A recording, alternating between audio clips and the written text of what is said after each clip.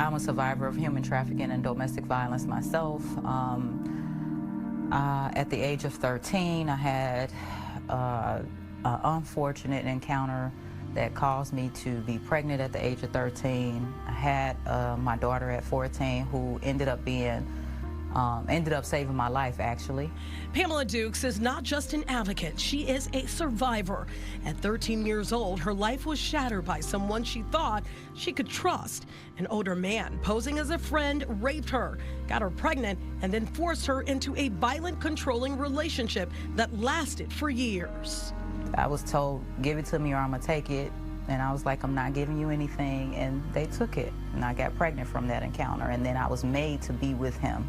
I went through a domestic violence situation for probably about 4 or 5 years, beaten beyond my mother's recognition. She came into a hospital room and didn't even know who I was.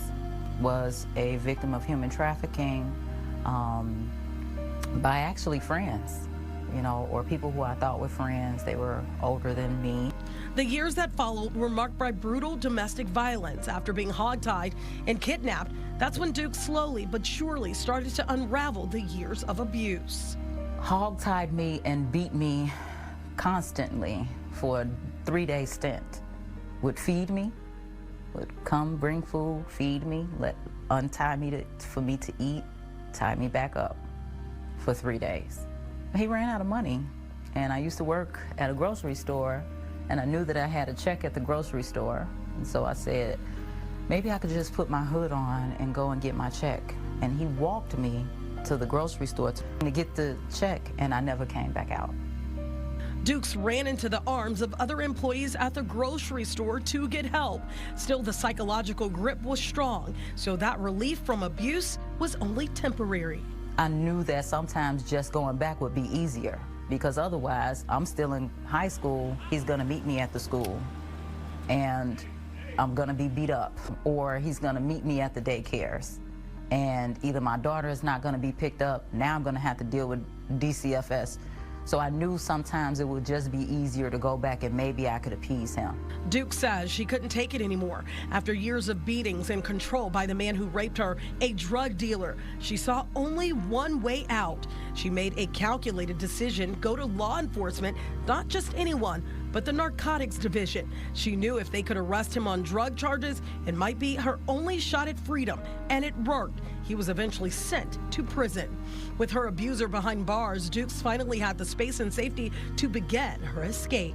I felt like either I'm gonna die running away or I'm gonna die in it, and I'd rather be trying to escape. Every time I knew that, you know, he would be carrying, I contacted them, and eventually he was taken to jail. Now Duke serves as Director of Victim Support Services for the Cook County Sheriff's Police, where she helps others break free from the very cycles that once ensnared her. She's not just behind a desk, she's in the field. Got a seat right here? All right. During sting operations where Johns expect to buy sex, they instead receive an education on human trafficking and domestic violence.